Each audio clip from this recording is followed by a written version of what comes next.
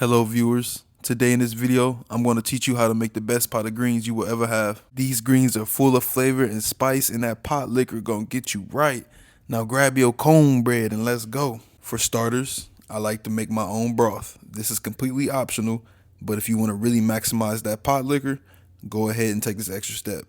For the broth, I use fresh carrots, parsley, and yes, yellow onions with the skins on, and a couple peppercorns. I also add celery and green onions towards the end because celery is very strong and I just don't want it to overpower my broth, mainly because I don't want my greens to taste like celery. Then you just fill that pot up until it's pretty much covering the vegetables, and you just gonna let this simmer on low for about 4 hours. It should never be boiling at any point, only simmering. Also, as it's simmering, there will be a lot of impurities floating to the surface, so you just want to make sure you clean that up every once in a while and scrape it off. Once you're at that 3 hour mark, just add in the celery and then let it simmer for another hour, then salt the broth to your taste. In the meantime, I'm going to show you how to properly clean and cut your greens. Now, I like to use a mixture of collards and turnips, but you can use straight up collards if you want. Now, to cut them is very simple. Just straight up cut them like how you see me doing here, and all I'm doing is just stacking them.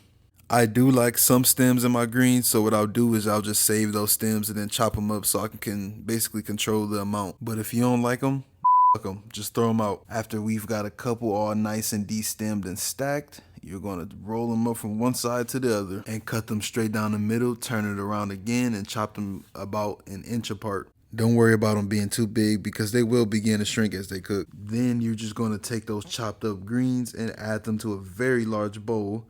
And if you're going to add the stems, just make sure you don't forget to chop them up and add them in as well. What we're going to do with this very large bowl, well actually 2 very large bowls, is we're going to clean them.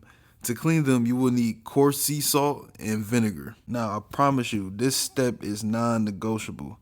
Don't nobody want no gritty ass, dirty ass greens. So please wash your greens because greens are very dirty. Once you've heavily salted your greens and added the vinegar, fill your bowl up with some water and just pick them up and scrub them together like how you see me doing here.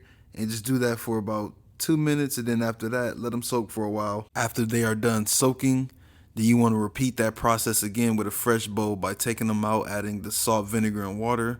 And then you just want to repeat this until your water pretty much runs clear. This should only take about 3 times. Just look at how dirty that water is. In the meantime, while your greens are soaking, you can chop up all the vegetables that you will need, which includes half of a yellow onion diced, a green and a red bell pepper diced as well.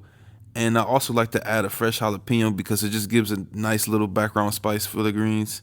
Just make sure you remove the inside part because it could be a little bitter. Then once you dice up that jalapeno, you just want to mince up 2 fresh garlic cloves.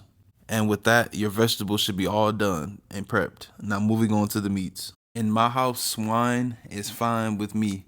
So I like to use some Applewood bacon, and I just chop that up. And I'm going to use this bacon mostly just to render that fat from it and use it to fry the vegetables. So once you got it all chopped up, add it to your pot on medium heat. All you're really doing here is just getting the fat to reduce so you don't have to have the heat so high. You're not trying to brown the bacon. You just want enough fat to fry those vegetables. So once you feel like you got enough bacon grease, just go ahead and remove that bacon and start adding in those vegetables. I like to go in with onions first, then the peppers, and then I just add that garlic last because it can burn pretty fast, and I just cook it until the garlic is nice and fragrant. Then you want to go in with your smoked meat. I like to use smoked turkey necks. Then you just want to mix that around, get it nice and comfortable with the vegetables. And then you want to go in with that chicken broth we made earlier. Or if you're lazy, go in with the store-bought chicken broth. I also added about half a tablespoon of chicken bouillon powder because I just love the flavor of chicken bouillon. And you want to just simmer that smoked meat on medium low until it becomes nice and tender. And after that, just shred it up. Once you've removed the meat and shredded it up, add it back to that broth along with that bacon from earlier, and little by little add in your clean greens. It may look like they might not all fit, but trust me, as they cook, they will wilt down. So just add in a couple handfuls at a time and then cover it until they wilt, and then add in more. Your greens are all in the pot now. You could begin seasoning them. I like to keep it very simple, going in with some salt, a couple splashes of apple cider vinegar, some red pepper flakes, some garlic powder, and to balance all this, I like to use a little piece of rock sugar. It's a little less intense than granulated sugar, and it adds just a subtle sweetness. And when you're seasoning this, forget about them damn measurements. You gotta let your taste guide you. Now, once it's nice and seasoned, Pop a lid on that and let your greens simmer on low for about an hour and a half, or until your greens are nice and tender, not chewy or mushy. Just make sure you're tasting them every once in a while just to get the texture that you desire. And that's really it, y'all. It's really that simple. But I will say making greens is definitely a labor of love, but goddamn it is worth it. And with that being said, I'm about to hook me up a nice bowl of these greens with a nice slice of that cornbread and get busy.